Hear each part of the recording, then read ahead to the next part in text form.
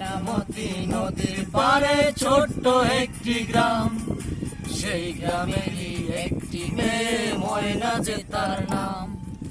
দুরন্ত সেই দুষ্ট মেয়ে থাকতো না যে ঘরে, সারাটি গ্রাম একাই সেজে রাখতো পাগল করে।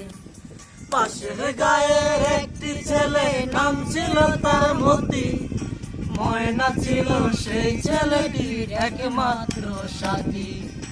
সারা গায়ে চোখের মনি ছিল ময়নামতি, এই গ্রামেতে ছড়িয়ে আছে ময়নামতির স্মৃতি রে, ময়নামতির স্মৃতি, ময়নামতির স্মৃতি রে, ময়নামতির স্মৃতি।